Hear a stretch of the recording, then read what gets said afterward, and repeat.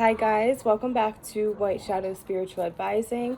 My name is Bria and today we are going to be talking about cord cutting.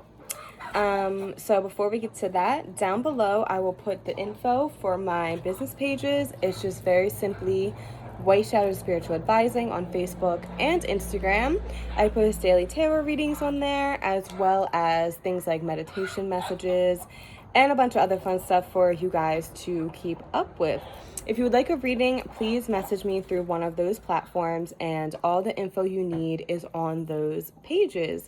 As well, down below, I will also be putting the links to my Venmo. Oh my God, my Venmo.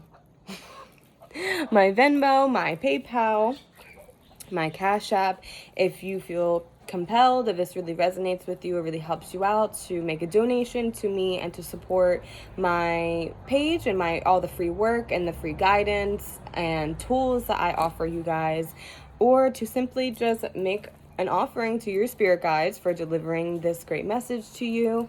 You know, if you're meant to hear it, you're meant to hear it, and it's not just coming from me, okay? So cord cutting. So first of all, what is cord cutting?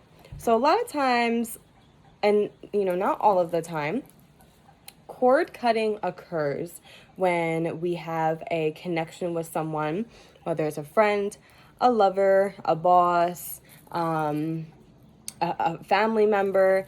And usually most of the time people are looking to cord cut when things go awry and they want to disconnect their energy from that person. Could even be a place or a thing, that you need to let go of. However, I do believe you can cord cut when you're not exactly trying to rid this person, place, or thing from your life. Maybe you notice that there is a negative cord between you and your lover mentally, and so you want to cut that. Or maybe you just need to distance yourself from someone, and instead of just fully cutting them off, you just cord cut and pull your energy back from that person. There are various different ways to go about this. I want to try and dispel some things for you guys.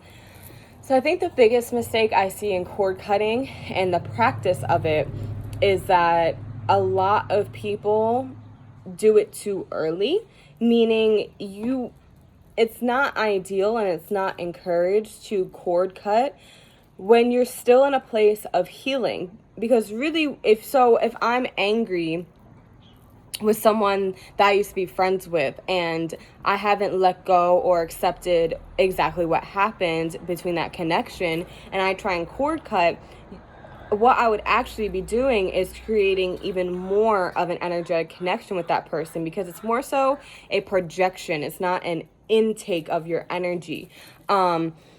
However, there are little ways you can still pull your energy back from someone without fully cutting a cord while you are still healing. For example, something that I really like to do, if someone betrayed me, for example, and that person's name was Jamie, then I would say, once I start to feel that pain, or I start to overthink, or I start to really go into that negative space thinking about what happened between that person and I would say, I call my power back from Jamie, or I call my inner power back from Jamie. And I think that is the first step to cutting a cord. It's like you're slowly but surely reeling something in. Another thing that I would like to dispel is a lot of people, work with specifically Archangel Michael. They call him a cord cutting angel. Now, I'm here to tell you right now that Archangel Michael is not just going to come out of the blue, beautiful sky and cut a cord for you because you asked him to. What beings like Archangel Michael can do, though, is help you and encourage you and assist you and uplift you to the point where you are in a space where you can cut that cord yourself. Michael can help to protect your energy, help you to separate your energy. However, the action of cord cutting can only come from you. No being is going to do that for you. And if they do, well, they ain't a being of light. And I think that is something that, you know, some people might not agree with, that might be controversial. However, it's the truth, you know. It doesn't make sense if you think of that, you know, Archangel Michael just coming and cutting a cord. Does that really correlate with the energy of free will? You know, you're asking him to do it, but at the end of the day, that's not his job. That's your job. Okay? So we have these, some people call it etheric cords. We have these energetic cords to people. And sometimes it can just happen just in crossing, you know. That's why it's so important, like when you get home after going to the supermarket or getting home from work, that you sage yourself, because the people that you interact with, you do, even if it's the slightest thing, create an energetic attachment in some sort of way. Positive or negative, you know. Even going into people who suffer from anxiety, 90% of that anxiety that you're feeling is not your own, it's from other people, and that can correlate with energetic cords, or a lot of times just simply picking up on things. So when it comes to the act of cord cutting, you need to be in a place of healing, acceptance, and love. You know, you can't try and cord cut from a plate. You can't cord cut with the intention of, I want to cord cut because I can't stand this person.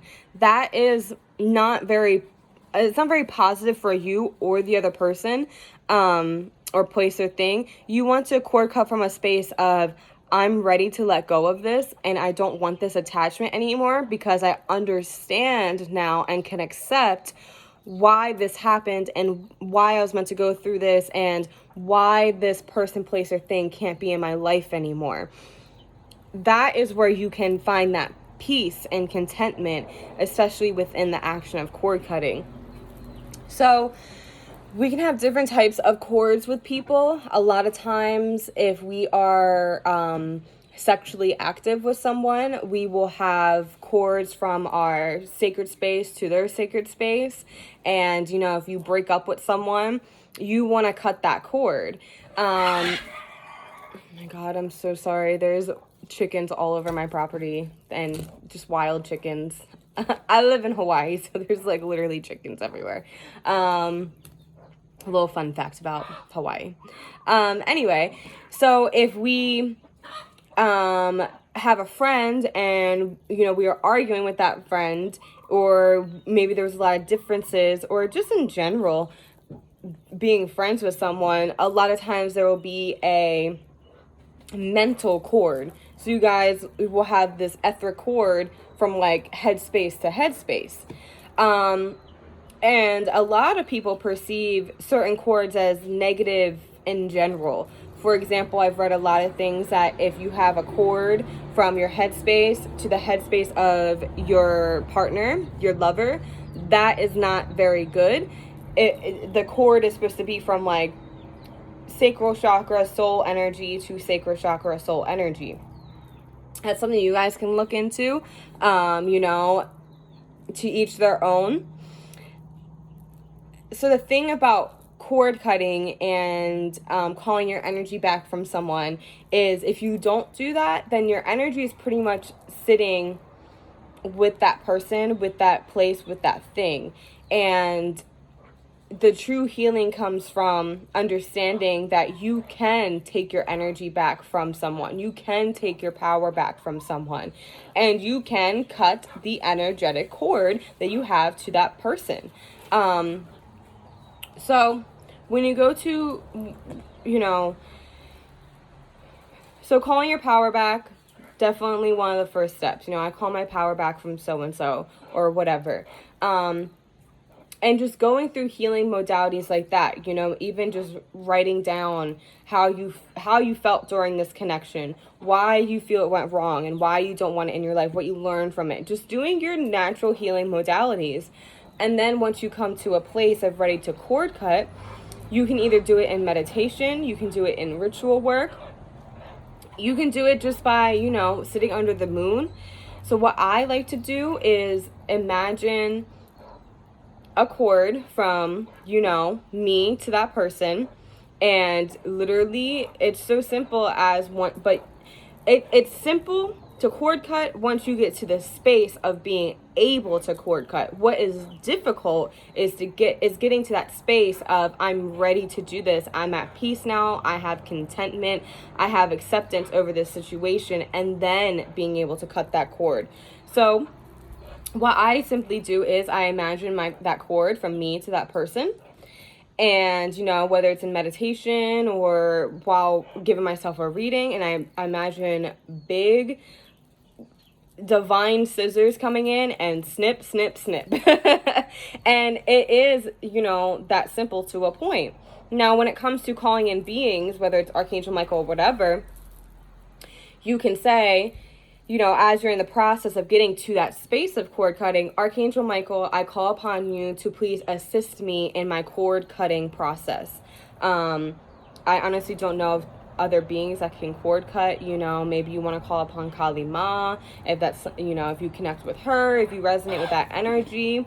Even the energy of fire, I call upon the energy of fire to cleanse away my connection with this person, to assist me in breaking down this connection, to understand it more. So like I said, it's not cord cutting that is the hardest thing, and there's so many different ways you can do it. It's so simple as just getting on Google and looking. You can create your own cord cutting ceremonies. You know, maybe you want to get some black and white candles. You know, maybe you want to literally write that person's name down and on a piece of paper and cut it in half with scissors and then burn it. That's a good one. Something else that I've done before too with family members that, you know, things didn't end up so well with, is I would take their picture and I would burn it. And I would, either just like let it go. You can say things like, whatever you cause me, I send back to you. You can bury the picture in the ground. That's a really great way. But these are all modalities to get you to the place of cord cutting, and they like slowly but surely do it. And then once the time comes and you're fully ready to actually have that act of, I'm cutting this cord, it can take time to get there. So just keep that in mind. You know, if you're like, I don't want this person in my life anymore and I'm ready to cut them out of my life, make sure you ask yourself, where am I coming from? What energy am I coming from? What place am I coming from before you go and do that? Because at the end of the day, like I said, if you're coming from a more negative space, from a hurt space, you're actually going to create more cords. And you don't want that, right? So I think a lot of people, you know, think they're cord cutting and then they are still dreaming about this person. They're still thinking about this person all the time. They're still thinking that they're getting signs about this person. They're still, you know, racking their brain about this person. And it's like, well, that's because you weren't ready spiritually, mentally, emotionally to do that. Healing takes time. And like I said, the whole calling your power back and all of that, it does slowly but surely. It's that pullback energy, like what I gave to you and what me being in this connection with you gave to you, both positive, negative, and in between. I'm taking that back now. And that is a really, really powerful thing, especially for, you know, people that went through really traumatic events, you know, calling your power back from your abuser, and working your way to that space of even forgiveness, because ultimately forgiveness is for yourself, right? It's not exactly for the other person. It's so that you can free yourself from that trauma or that negativity that they caused you. So I hope that this was helpful for you guys. This is, you know, my opinion and my experiences from cord cutting. This is something that was requested that I make a video about, so I hope this was helpful to you guys. And this won't be the last video I make on cord cutting, or I did a video on meditation. It's really great for you guys to check out. I'm going to go into these subjects even more. This to me is just the base meaning of it's a starting point as I see it. So if you have any questions, comments, or concerns, leave them below and I will get back to you. Any suggestions that you guys would like to see me talk about, I'm here. I would love to hear your suggestions. I'm thinking about doing maybe recording myself doing a ritual, or maybe even recording myself doing like a mock cord cutting ceremony, or affirmation or whatever. But that can span across so many different things and so many different topics, So any suggestions, let me know. I hope you guys have a great day, and many blessings to you.